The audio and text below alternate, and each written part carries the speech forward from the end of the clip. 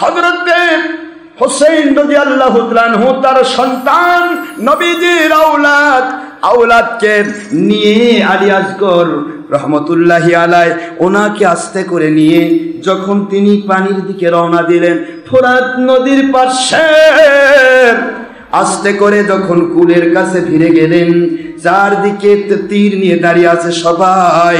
এজিদ বাহিনী তীর নিয়ে দাঁড়িয়ে রয়েছে, তীর ধনুক নিয়ে দাঁড়িয়ে রয়েছে।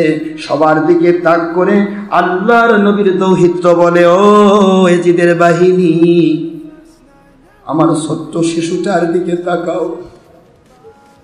এই ছোট্ট শিশু মায়ের স্তনের দুধ পায় না, এই ফোরাত নদীর পানি আমার নবী বলেছেন, আমার নানাজি বলেছেন, জান্নাতের পানির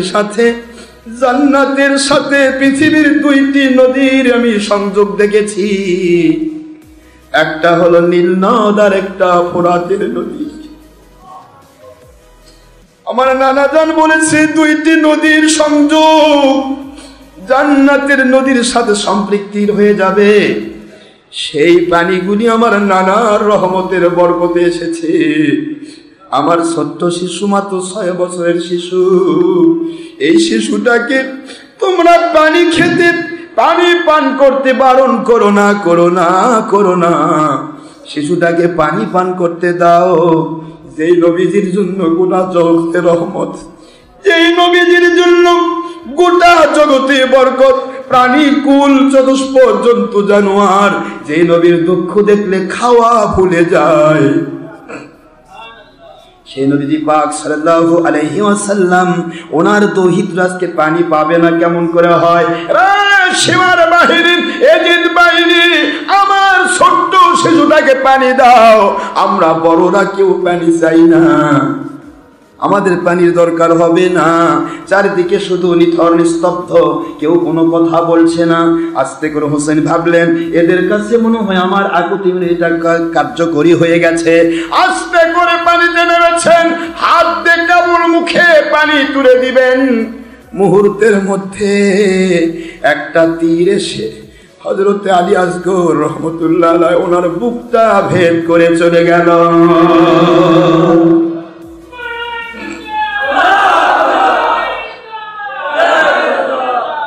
6 মাসের শিশু, বুক ভেদ করে, কলিজা ভেদ করে তীর বের হয়ে গেল। পানি পান করা হলো না। হোসেন ওই মুহূর্তে তীর চালালেন, কিনারায় যতগুলো আছে একটাও বাঁচতে পারত না। কিন্তু ভাবলেন এই মুহূর্তে যুদ্ধের সময় নয়, জিহাদের ময়দান ছাড়া কাউকে মারা, যুদ্ধ ঘোষণা হয় না এখনো।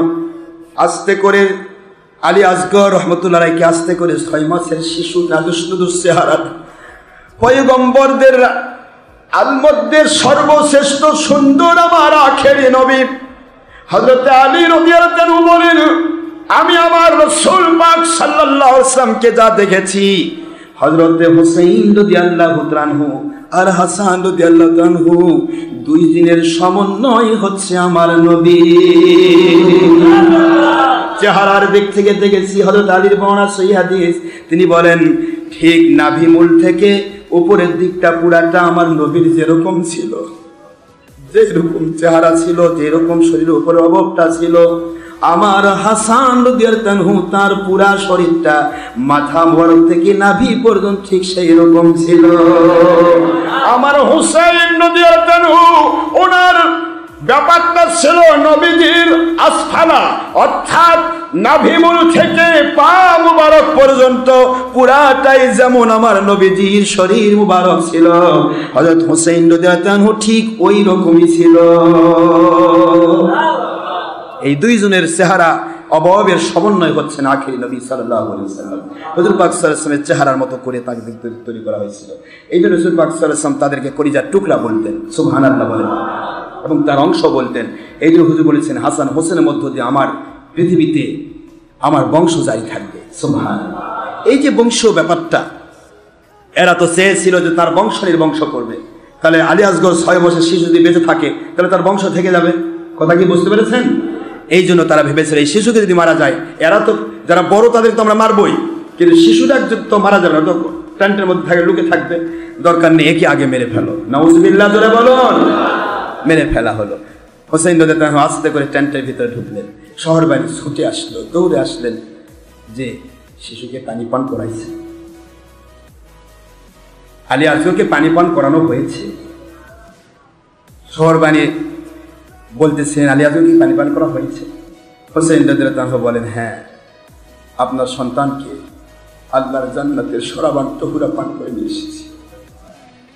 তিনি জান্নাতের শরাবান তহুরা পান করেছেন, তিনি জান্নাতি হয়ে গেছেন। এই হলো নবী বংশের ইতিহাস। শিশু যার কাছে নিরাপদ নয়, এ কি মানুষ? তো মানুষ নয়। আলী আজমকে ধ্বংস করা হবে।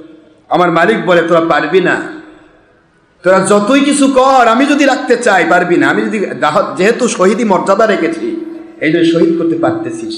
যদি ওনাদের শহীদি মর্যাদা আমি না লিখতাম, বা আমার নবী যদি একবার বলতেন যে আমার নাতিদেরকে আমি শহীদ হতে দিব না, আমি আল্লাহর সঙ্গে সঙ্গে এটা কন্ট্রোল করতাম।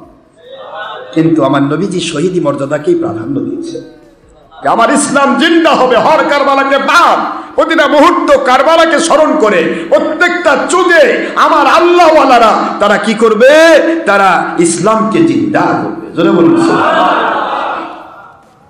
এই জন্য শহীদি মর্যাদাকে হুজুর প্রাধান্য দিয়েছে। হুজুর জানার পর আল্লাহর কাছে বললেন না যে শহীদ হবে না, না আল্লাহ নয়, আল্লাহর কাছে হুজুর বললেন যে তারা শহীদ হবে, এটা আমার বড় পাওয়া, আমার উম্মত বেঁচে যাক।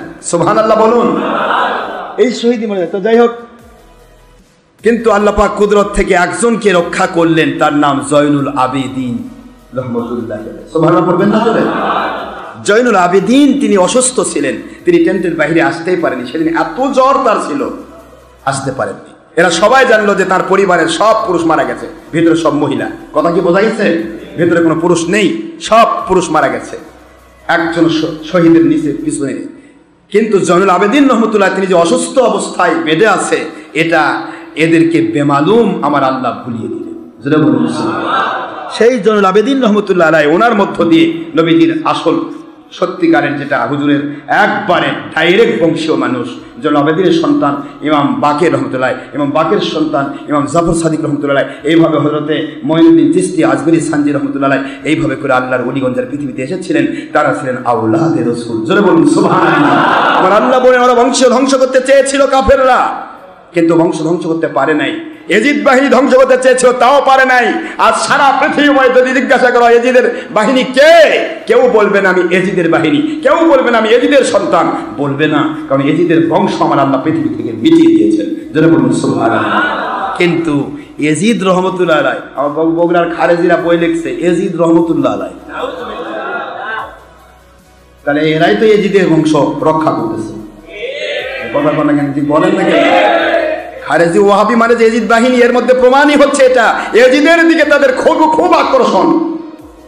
না এজিদকে কাফের করা যাবে না, না এজিদকে এটা করা যাবে না, না এজিদের দুশমনি করা যাবে না, এজিদ মারেনি, এজিদ এ করেনি, এজিদ বলে খুব ভালো মানুষ ছিল।